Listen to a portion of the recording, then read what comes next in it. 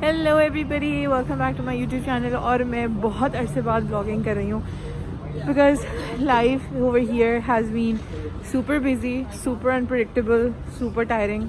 सो आज मुझे मौका मिला था क्योंकि फाइनली कि मैं एक ब्लॉग शूट कर सकूँ। फातिमा वहाँ पीछे रह गई है और वो अभी आ जाएगी। खैर एनीवेज, सो मैं जो हूँ आज का ब्लॉग इसीलिए because a lot of people wanted update right.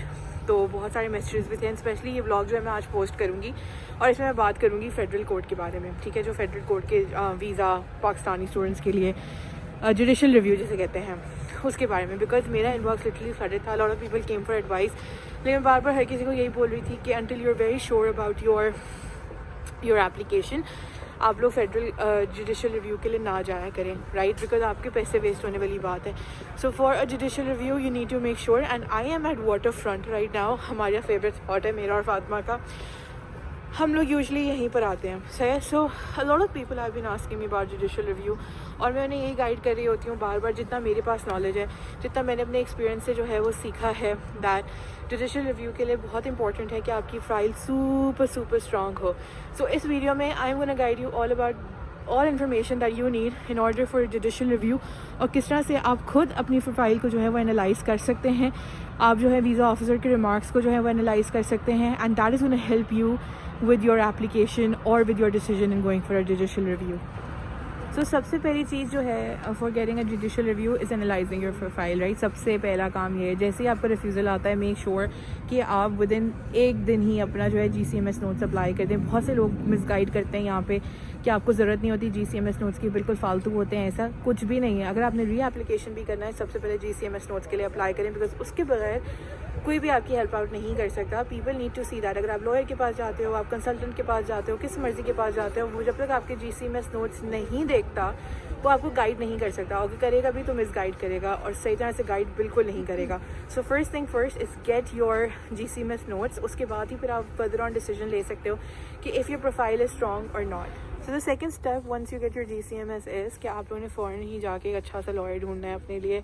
Lawyer आप लोग कैसे ढूंढेंगे? आप किसी की रिकमेंडेशन की भी ज़रूरत नहीं है। अगर हाँ आप जा सकते हैं डिफरेंट ग्रुप से, वहाँ पे आपको मिल जाएंगे।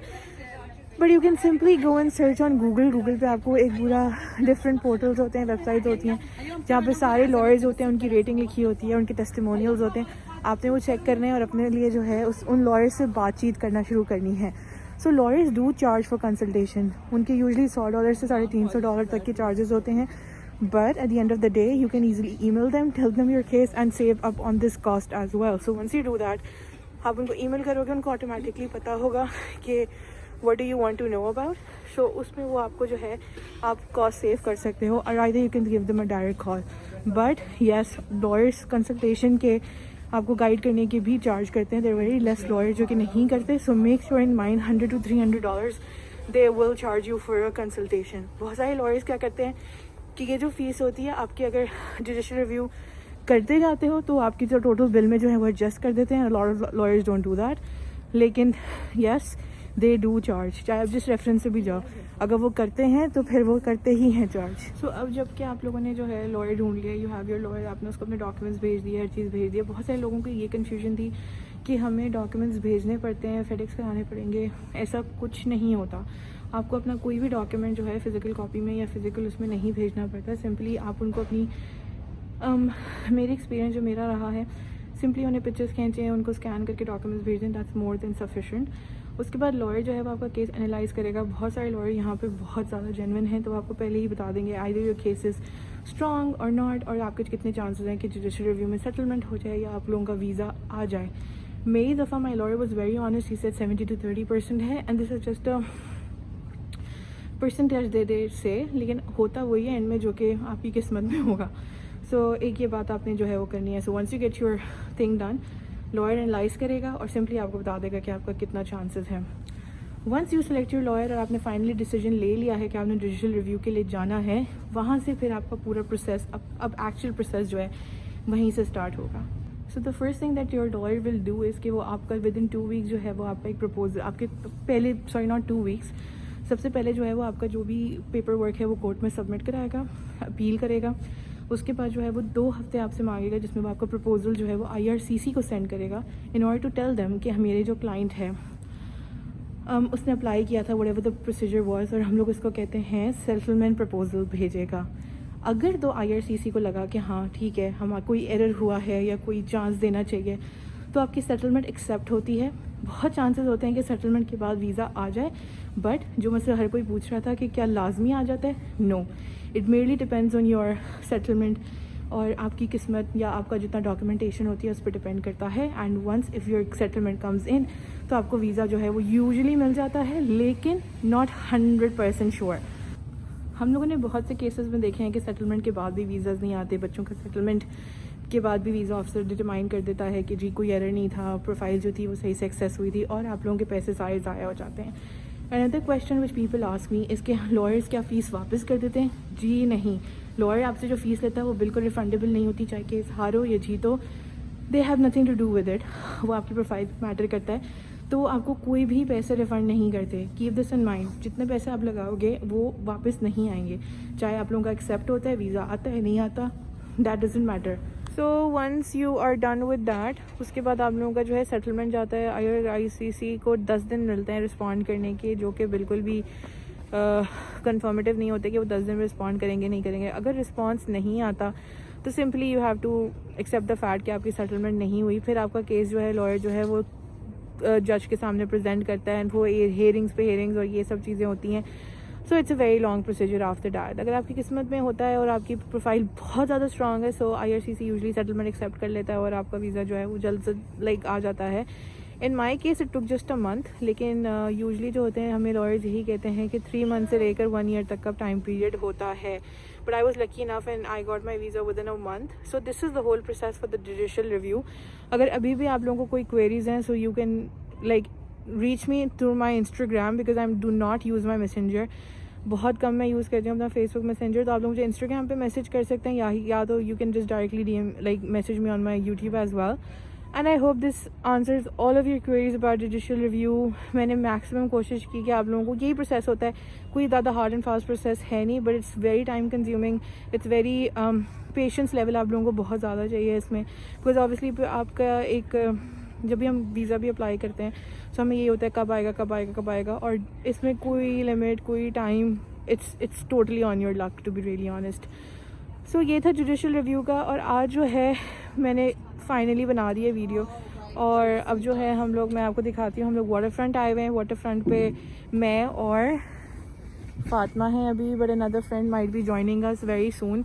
और हम लोग इसलिए इधर आए हैं बिकॉज मेरी तबीयत बहुत ख़राब थी एंड बहुत ज़्यादा डिप्रेशन से फील हो रही थी, because I was missing back my family and I wasn't feeling very well in the past few days. तो फिर हमने यही सोचा था कि आज हम वाटर फ्रंट आते हैं, क्योंकि यहाँ पे पानी के साथ I have a very different connection. जब भी पानी वगैरह होता है I feel very calm, very nice actually. तो मेरा और फातिमा दोनों का यही है। So we love water front, हमें बहुत ही ज़्यादा, कोई बहुत है सो आपने सुन ही लिया फातिमा को तो कितना पसंद है। So this is the overall update, और I show you the view. Actually यहाँ का बहुत ही ज़्यादा खूबसूरत है, पहले मैं दिखा चुकी हूँ।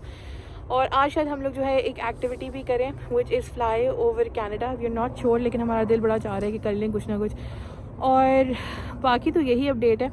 सो लाइव अपडेट कनाडा की ये है कि मुझे जॉब मिल गई थी। It was a really nice job. तब तक कि मैंने 2 जॉब एक्सपीरियंसेस किए हैं। एक मैंने मार्केटिंग जॉब की थी, which was door to door marketing, which was not my type. तो मैंने 2-3 दिन बाद ही छोड़ दी थी वो job, and I was like यार ये वाली जॉब तो नहीं करनी मैंने। उसके बाद I was working as a supervisor, really good job, सब कुछ था। बट ऑब्वियसली आप जब काम करते हो तो कुछ कॉम्प्लिकेशंस वगैरह होती हैं। सो इनिशियली यहाँ पे ये होता है कि आपको जॉब बहुत ज़्यादा स्विच करनी होती है। सो फिर now I am again in search for a job, ताकि मैं अपनी जॉब स्विच कर सकूँ, I get a better opportunity. और अब तक की तो यही अपडेट है। So in terms of job and everything, अभी क्योंकि टाइम आ रहा था, बहुत सारी ओपनिंग्स खुलती हैं इस टाइम पे। So I did end up getting a job, we both ended up getting a job, right. So that is there. दूसरी अपडेट यही है कि I would only suggest people जो कि अभी आ रहे होंगे, क्योंकि समर टर्म के लिए या स्प्रिंग टर्म के लिए जो बच्चे आएंगे या जो स्टूडेंट्स आएंगे, जस्ट वन एडवाइस इज़ कि be as lenient as you can whence you are here. अपनी एक्सपेक्टेशन जितनी लोअर करके आएँ उतनी ज़्यादा बेहतर है। And rest everything is really good. But again मैं एक बात करती हूँ, और मैं अभी भी करूँगी, कि lower your expectations as much as you can, तभी आप लोग यहाँ सेटल हो सकते हैं, तभी आप लोगों को चीज़ें इतनी हर्ट नहीं करेंगी इधर। और हम बहुत सारी चीज़ें सोच के आते हैं, हम बहुत सारा और वहाँ बैठे हुए लोगों को लग रहा होता है कि यहाँ की लाइफ बहुत ईजी है, बहुत चिल है, बहुत सारे हैं. बट एज वी नो कि everything comes with their own advantages, disadvantages, drawbacks, and this is exactly what life here is as well. We are living an amazing life, but at the end of the day बहुत ज़्यादा struggle भी है. And it actually feels nice when you achieve something after the struggle. Lekin yes, my advice to all of the students who might be coming is lower down your expectations and be as flexible as you can over here as an international student, because that's exactly what you'll be needing over here as in your journey. So yep. So ये जो है यहाँ का view है जहाँ भी हम बैठे हुए हैं. So there are a lot of seaplanes and everything over here. और so this is a beautiful view. हमें बहुत पसंद है. मुझे फातिमा को तो वैसे ही बहुत ज़्यादा पसंद है. It's very calming and it's very nice. So guys, we just had Turkish tea and हमने एक और भी चीज़ खाई थी. क्या खाई थी वो मैं पिक्चर डालूंगी. हाँ पिक्चर डालूंगी बिकॉज हमने वीडियो तो बनाई नहीं थी बिकॉज मेरा एक लेक्चर था, मुझे वो अटेंड करना था. And just look at this view. Just look at this view. This view is this view yes. तो खैर एनीवेज हमें बहुत ही मज़ा आया. एंड मेरी मोबाइल की बैटरी से 5% रह गई है. Only 5% battery is left. And kulfi जम रही है फातिमा की. So I want to sign off here and I hope you enjoyed today's. और मुझे यकीन है कि मैंने अब सबकी क्वेरीज जो हैं जुडिशल रिव्यू वाले मोस्टली के आंसर कर दिए होंगे. अभी भी आपको कोई प्रॉब्लम है, इंस्टाग्राम का लिंक मेरा यहीं पे दिया गया होगा. just message me on my Instagram, not on my messenger because I am not available there mostly. And I hope you enjoyed. Bye bye, take care until we meet next time.